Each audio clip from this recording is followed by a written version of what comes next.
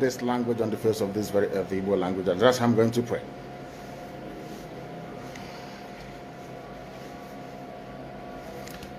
Ezi onye nwe anyị na Chineke nna nke pụrụ m ihe niile, Chukwu okike abịa ma bụ onye anyị na-efe na-agọzi aha nsọ ya, onye ọbụla anyị ya na-achị, onye mmụọ na mmadụ na-erubere isi, na onye ọbụla anyị ya bụ ọka aka.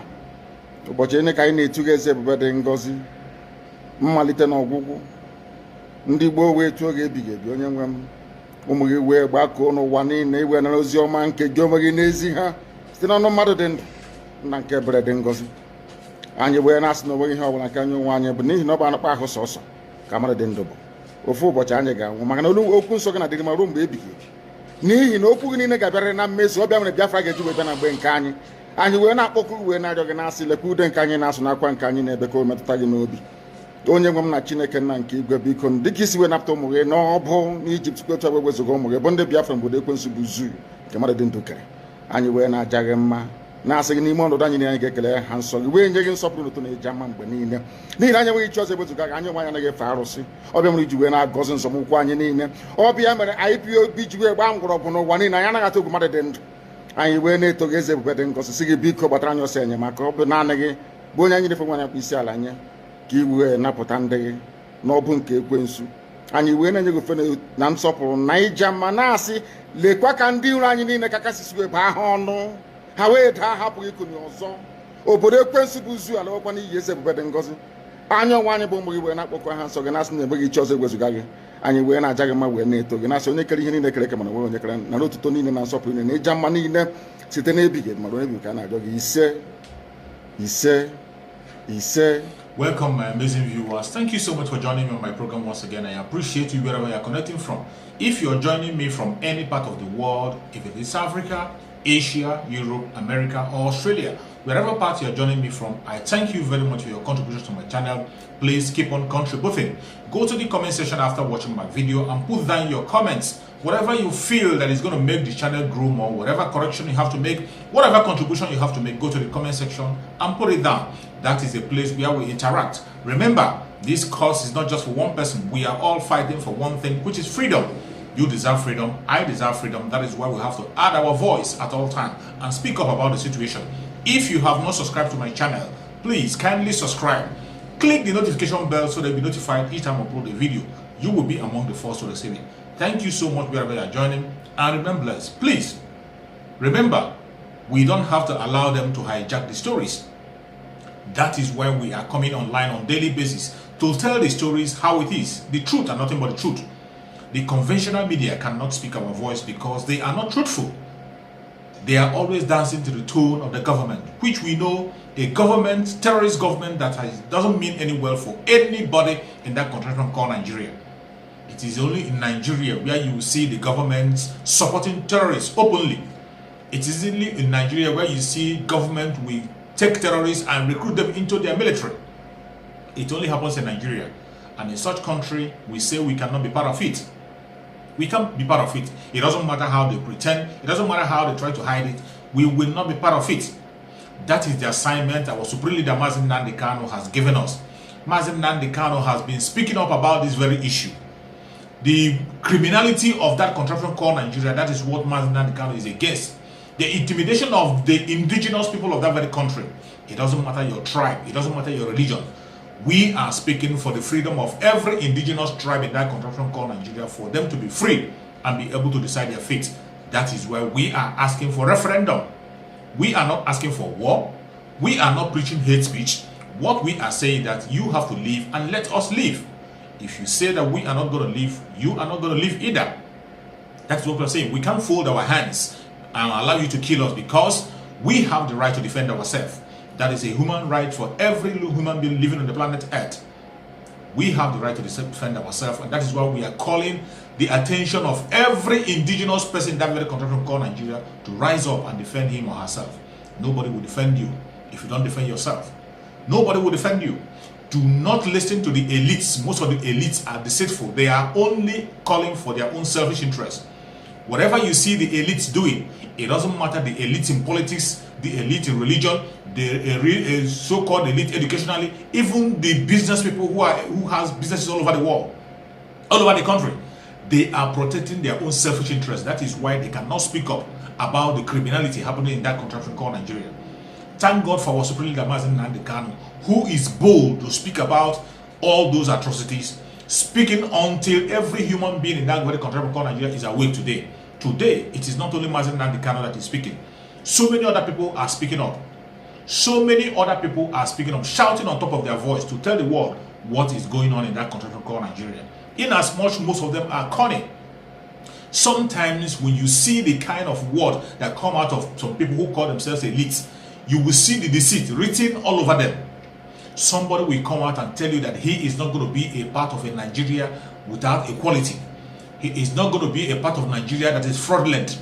He is not going to be a part of Nigeria that does not treat every citizen equal. He does not want to be to a Nigeria that makes some people superior ahead of others.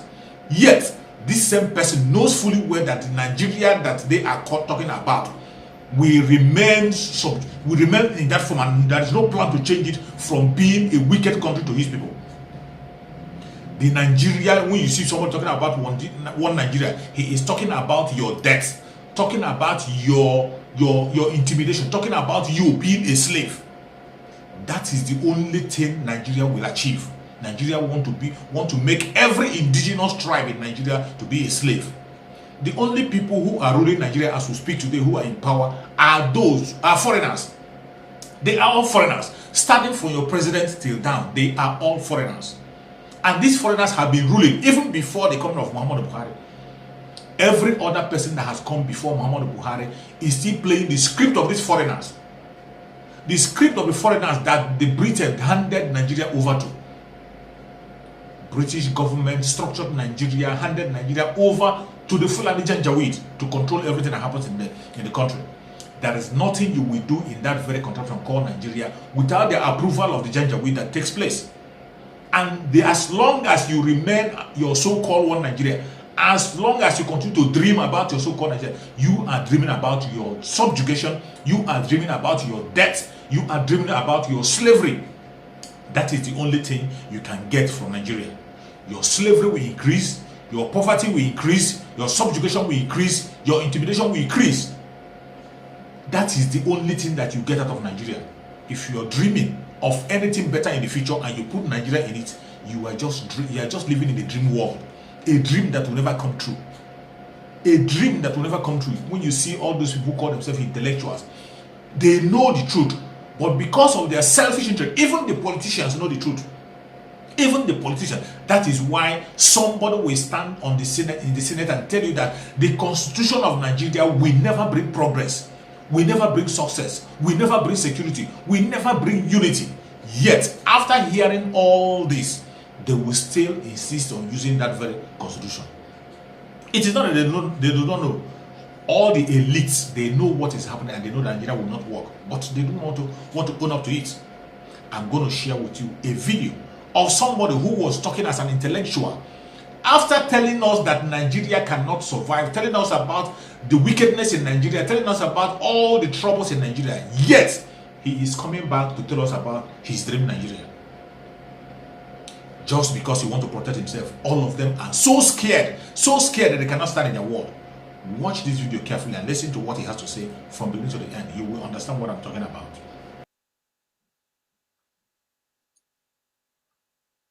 A political clouding at the moment with a wave of secessionist movements across the country, stemming from a rapidly degenerating and a political and social conflict between the federal government and the constituent groups.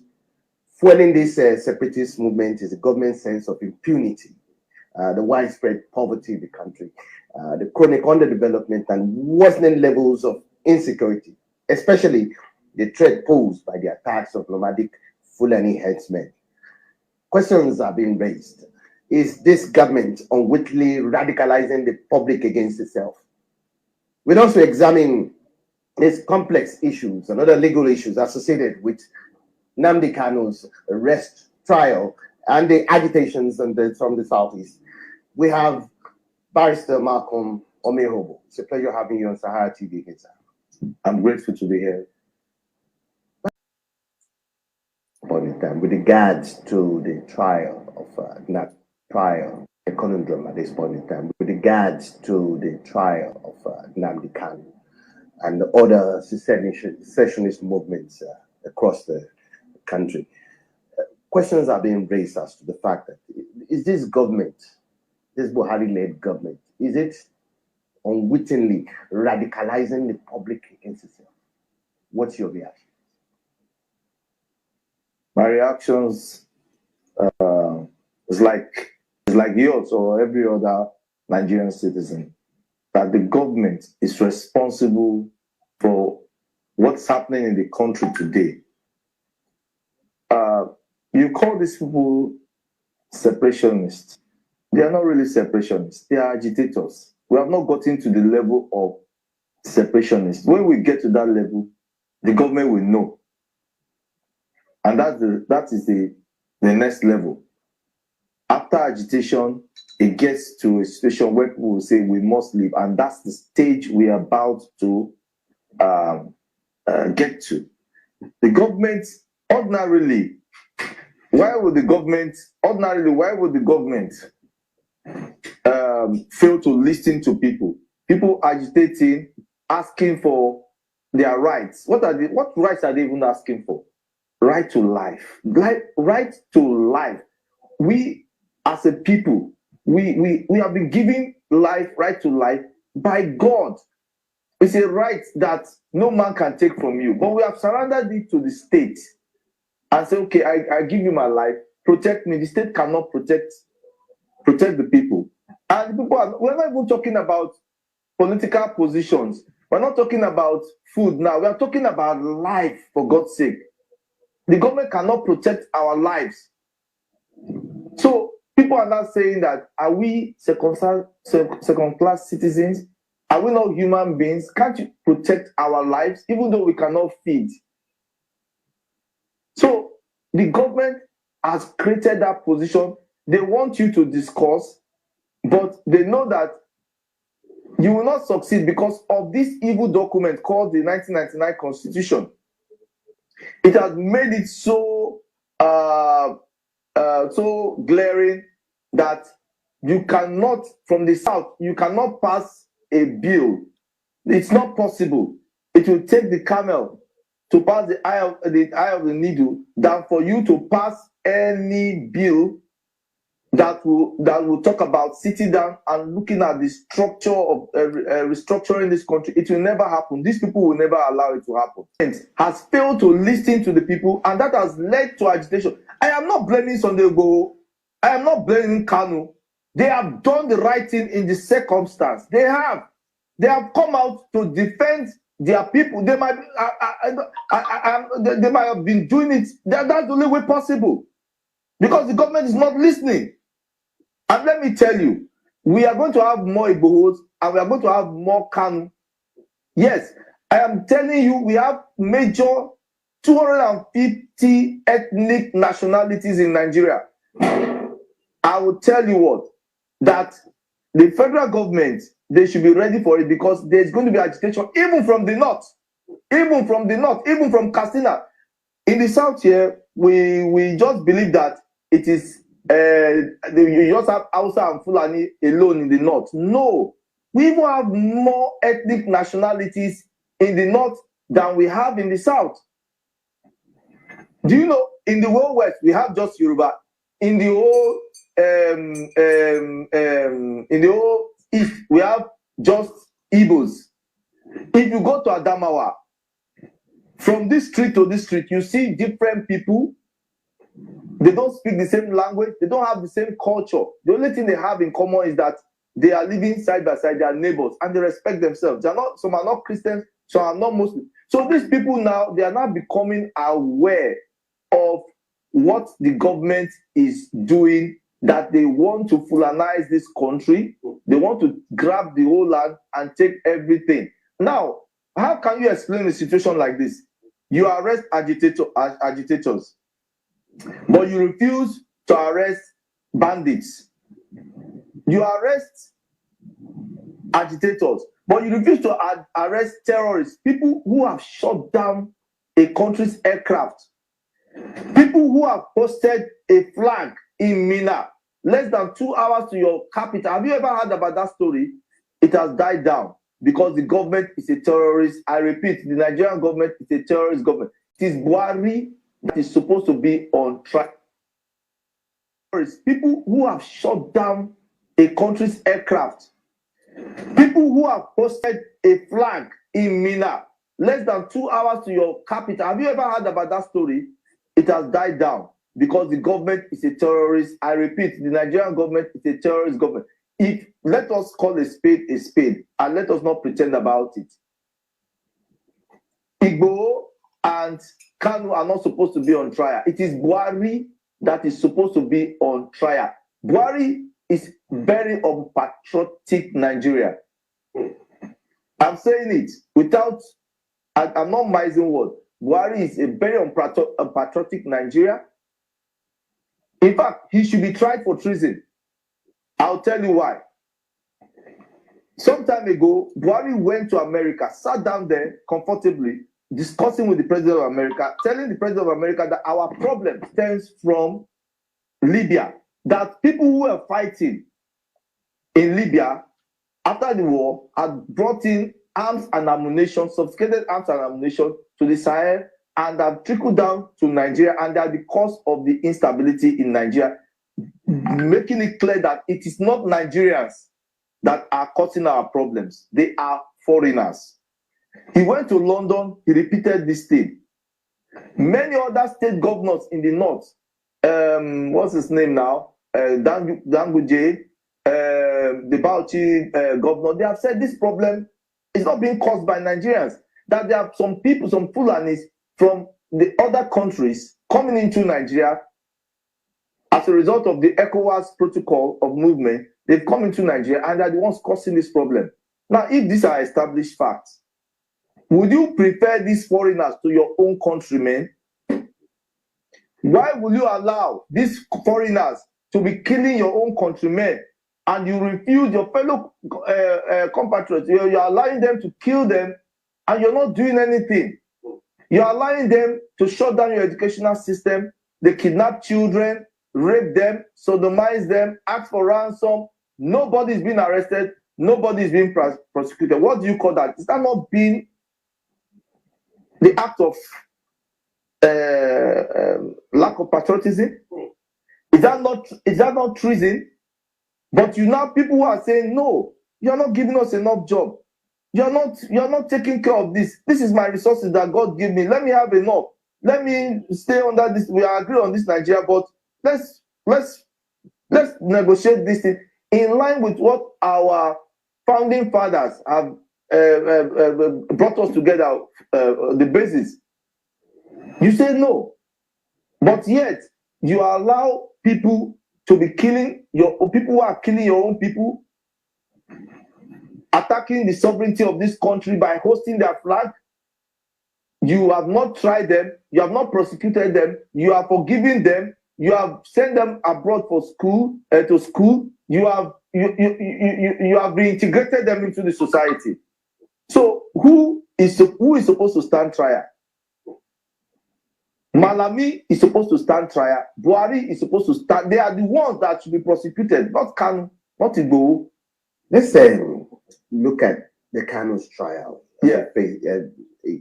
As an example, so to say. Kanu's well-being in the custody of the Nigerian government has now been a matter of monumental importance. And considering the fallout of the extrajudicial treatment, so to say, from arrest to the possibility of his torture and imprisonment with trial, and as one begins to wonder whether this is going to fuel more grievances, considering the fact that if the DSS failed to produce it in court for trial of Monday, and the court had to adjourn the trial to the 24th of October.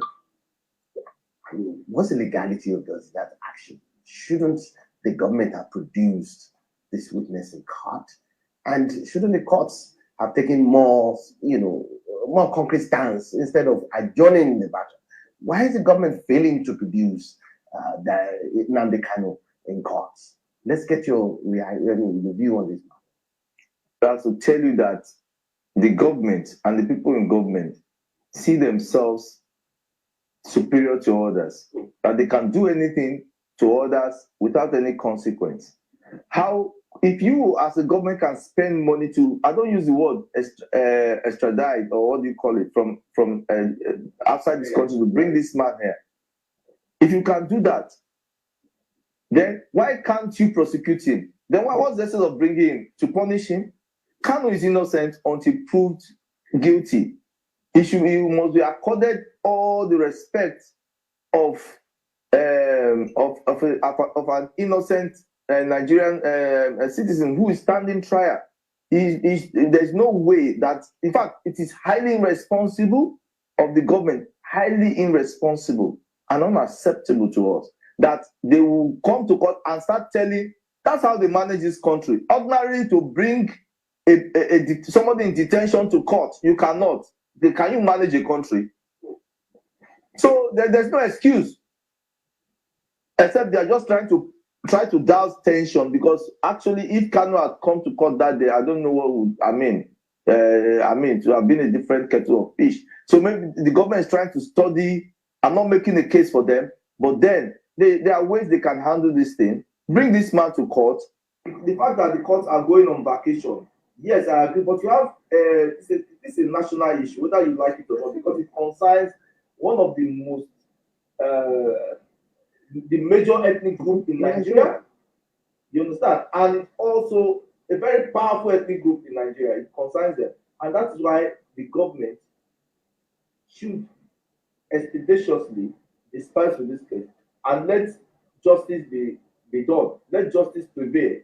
That's it. There's no need to waste time. They should bring this man to court and prosecute him. If they think he has done, they have to prove their case beyond all reasonable doubt. Now, let me get your view on this, considering the actions of the government itself and the security forces and the drama that ensued on that day. I'm sure you heard about the fact that even the lawyers were earlier prevented from entering the courtroom on that particular day, which is quite weird, given the fact that he needed to have his legal representation, and the fact that some of the lawyers, he has not even been granted access to his lawyers. Now, there are concerns among the Easterners at this point in time, the Southeasterners, that Kanu may have been dead, or something may have happened to him, as a matter of fact, while he's still in the DSS custody, for the failure of the DSS to produce him. Now, the concerns now is that, will this not fuel more grievances of this separation movement? Well, like I said earlier on, this is a government that does not respect rule of law. They don't respect rule of law. They don't play the game according to the rules. They don't respect rule of law. So they do everything haphazardly with impunity, that nothing will happen. I'll give you an instance. Look at the government that removed the CJ via a motion expertise. Nothing happened. But you see, the Southerners never saw it coming.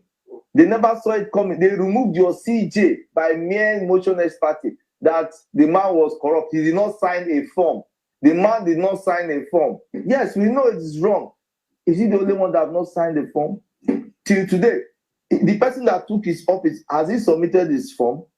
But that is a government with impunity. That is a government that does not respect rule of law. They don't respect rule of law, but they want rule of law to apply to other people because they are above the law. So the refusal to bring Kanu to court, like I said, is unacceptable. It is height of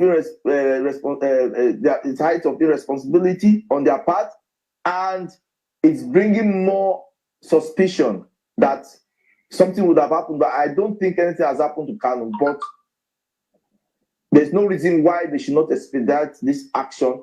And as for the people involved, the Southeast, I advise them to be calm, to be law-abiding. Because if they are not calm and law-abiding, if they descend so low with this government is already in the mud. they should not join this government in the mud. Because if they join this government in the mud, the government will rob them. So the best thing is for them to be calm. It's not my advice to my Igbo brothers. It's not about physical strength. This war is a war of wit and intelligence. That is what will happen.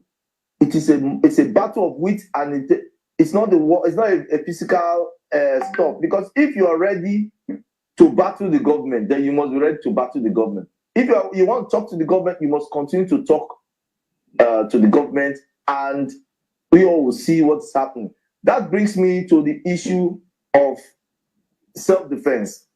Now, you see, the government as it is has disarmed Nigerians. They have disarmed Nigerians. And Nigerians have the myth. There's a mythology that Nigerians cannot own gun. It is not true. I'm advising every Nigerian, apply for guns.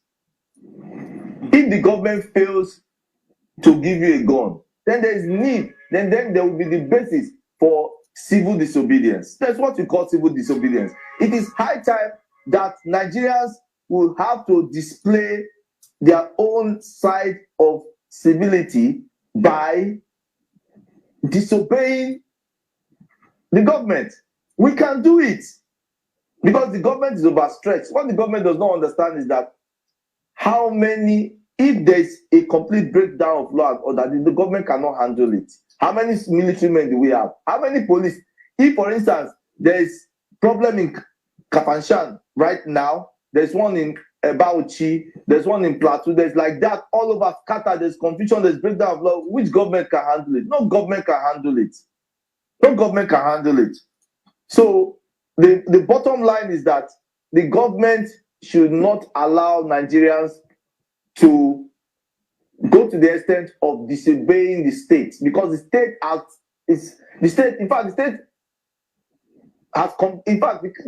lost its legitimacy without knowing. Nigerian state has lost its legitimacy because very soon people will not respect the state anymore. They will do what pleases them, and there's nothing the state can do. Now, what in your own opinion should the government be doing at this point in time in order to address Nigerians' legitimate concerns instead of attacking secessionist leaders, looking at it as a means of killing separatist movement? I don't want to use that word secessionist. When we get to that stage, we will know. Igbo and Nnamdi, they are children now. When secession, you see, as far as this issue of agitation, secession, and all that is concerned, okay, what we have now, they're just agitators. When you talk about secession, you don't secede with mouth, you secede with arms and ammunition. That's when we get to that bridge, the government will understand. And mind you, right now, Kanu and Igboho, they are polished people. They are polished people that can still talk. The people that will come, there are people that cannot talk, people that they don't even want to, they are animals, they don't even want to listen.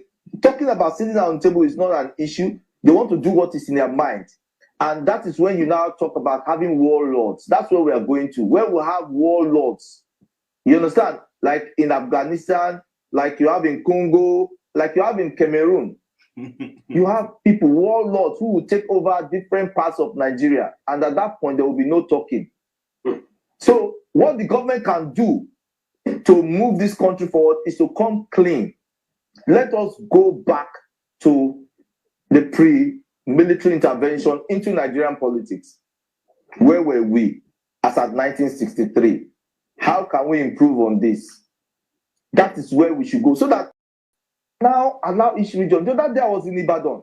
My God, I was marveling when I looked at the edifice of Cocoa Building. I was looking at it. I said, God. I said, did somebody build this thing in 1960 something? Look at that structure. Some countries don't have that structure. I'm telling you.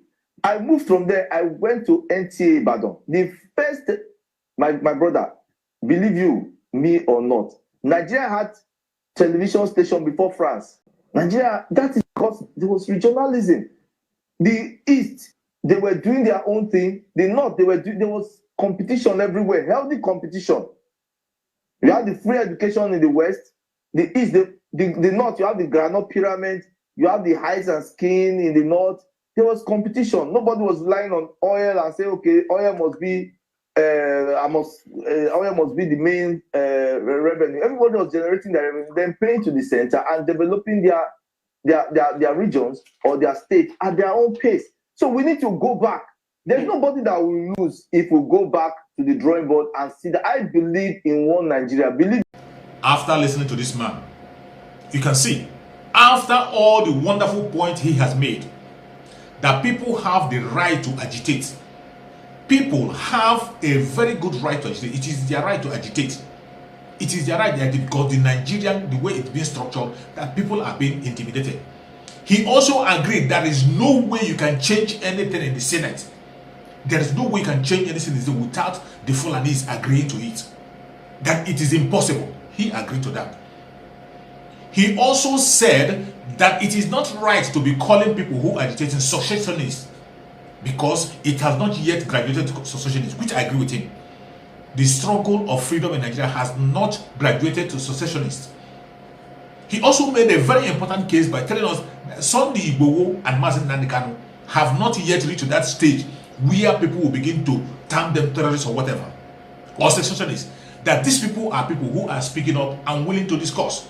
That a time is coming when you will have warlord who will not be ready to talk with anybody, who will not be ready to sit on the table with anybody. That is where we're approaching. And in that stage, that is when you will talk about secessionists. Wonderful point that he has made. Very, very wonderful points. But at the end of making all these points, he went back to talk about his dream Nigeria. Dream Nigeria that he himself told us there is never a way you can achieve that dream Nigeria in this very construction of the Senate. Because it has been structured in a way that the Fulani Janjaweed are in control and you cannot change anything with them. You cannot change anything in Nigeria without them. And how do you intend to convince a Fulani man to leave Fulanization and begin to talk about secular government? How do you go to convince a Fulani man to stop asking about Sharia law in the state and talk about the secular state? How is that possible? When this Fulani man is in charge of the Senate, in charge of the presidency, not just about Buhari, even if Buhari is not there, they are in charge of the Senate at all times. Your constitution that you are using is written for the Fulanis, by the Fulanis, and for their progress alone, not for you. It doesn't matter your religion, it doesn't matter your tribe, it doesn't matter where you're staying, you're situated. Nigeria is not structured for you to succeed. But yet, people see all these things, they overlook it.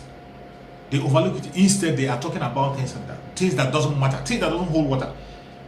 You can see the criminality that is happening in Nigeria. In the face of all this criminality that happening in Nigeria, yet nobody is speaking up. Look at the people who were captured in Igboho's house. Innocent people arrested in Igboho's house. Kidnapped in Igboho's house. Innocent people. Kidnapped and framed up with all manner of weapons. They took them to court in chains. They tied them in chains like common criminals. Paraded them to the court. Have you ever seen any Boko Haram member in chain going to court in Nigeria? It has never happened. Have you seen any Fulani bandit in chain going to court in Nigeria? Never happened. But innocent people in Yoruba land, innocent agitators, Odudu agitators, who were not armed whatsoever, they were in their home. They went and kidnapped them. Now they put them in chain, dragging them to the court. After detaining them for several days, not allowing their lawyers to see them. This is the kind of country you are still dreaming of, to have a better country tomorrow. You must be a great dreamer. Watch and see our innocent brothers being paraded in a court. Nice one. Hey!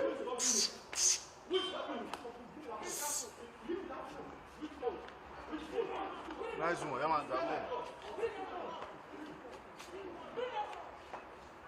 Hey, I beg, auntie.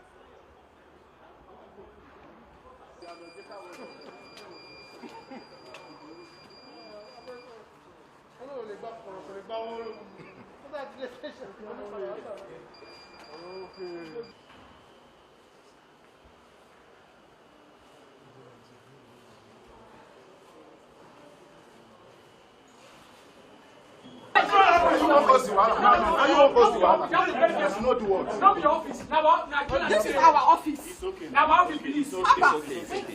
What's that? It's okay. Not your office police. Court is sitting. Court is sitting. Thank you. Okay, thank you. Excuse me, journalist. No, as I'm managing for journalists, it's okay. I like TV. I want to enter court. It's okay. You can't gag us. You can't gag us. It's a court. This is. No, you are even contributing. You are also contributing, officer. You are also contributing. What's your handle?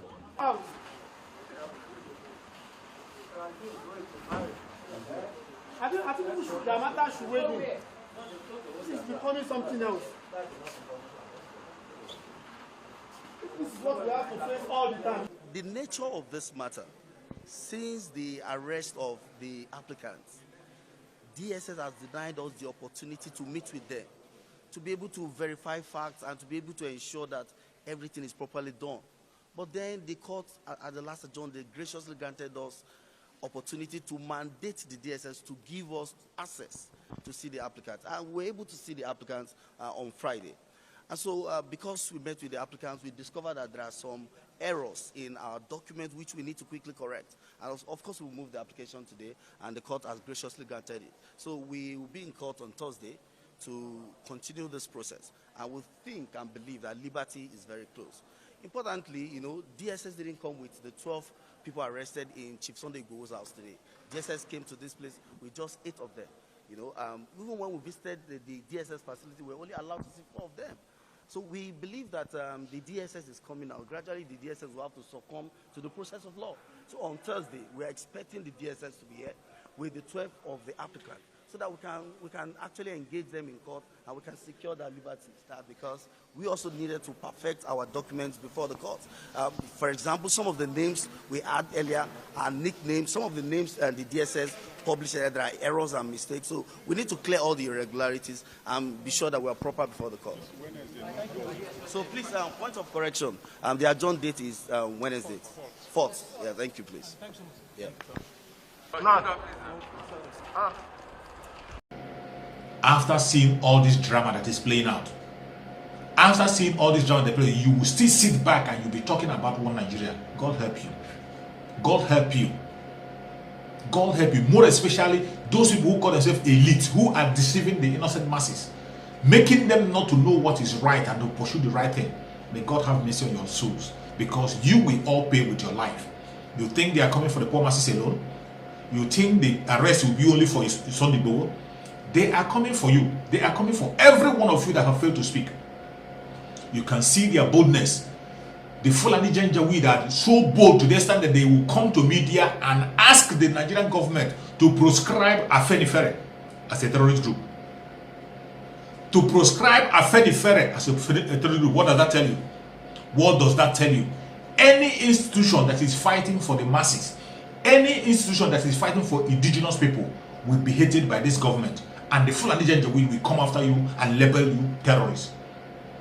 You think it's a joke? Very soon, they are going to proscribe Afenifere simply because they are fighting for the Yorubas. They are speaking up for the innocent people. You can see Ohaneze Ndigbo that is on bed with them. Ohaneze Ndigbo, even when their son is being kidnapped from Kenya and brought into Nigeria, they are silent. They couldn't do anything. They are still in bed with the federal government. They are not talking about it. They don't care about them because they don't have anything to offer. Every other politician who is with them, they are governors. They don't come after them. If they don't come after anyone who is just with them. The only governor they are attacking at all time is Governor Samuel Otto, because he is very outspoken. He says it the way it is. If you want to know those who are enslaving their people, watch those whom the Fulanis are in bed with, whom they are congratulating. They are the people enslaving you and I. Afenifere has never a time. They are fighting for the masses and standing for the Yorubas. Now they are calling for Afenifere. Look at, just imagine the boldness. A terrorist group, a well-known terrorist group, Miyetti Allah and Co. When they tell you that Northern Group and Northern Forum include the Fulani Janjaweed, include the Miyetti Allah, who are the killers of the innocent people, yet they are not proscribed. Even the Fulani Janjaweed are not proscribed. But they are talking about proscribing your own people, and you are still silent and keep quiet. May God have mercy on you. May God have mercy. Thank God for Mazi Nnamdi Kanu. Mazi Nnamdi Kanu has done the needful. He has done the important job that he needs to do. He has given us all the information, given us all the equipment to fight for our freedom and be out. As for the captivity of Mazi Nnamdi Kanu, he is going to be free in the nearest time. He is going to be free faster than you ever expect. Very, very soon, he's going to come out with freedom, and the message will continue. The only thing you have to do wherever you are is to continue to pray along with Mazi Nnamdi Kanu. He has given us the assignment to pray along with him and continue to preach the gospel. Remember, today is the 65th day, 65th day of the prayer, Psalm 65 today. Continue to pray that psalm. If you have forgotten, I'm remembering you now. Go and pray if you have not prayed. Let's continue to pray for Mazi Nnamdi Kanu. Freedom of the Biafrans is sure, and the Oduduwans must also be free. Every other person who is sincerely looking for freedom in that country called Nigeria must be free. It doesn't matter what the government do. It doesn't matter what they say. We will all be free very, very soon. Thank you so much for watching, for wherever you're watching. If you have not subscribed, kindly subscribe. May Chukwu Okike continue to protect Mazi Nnamdi Kanu.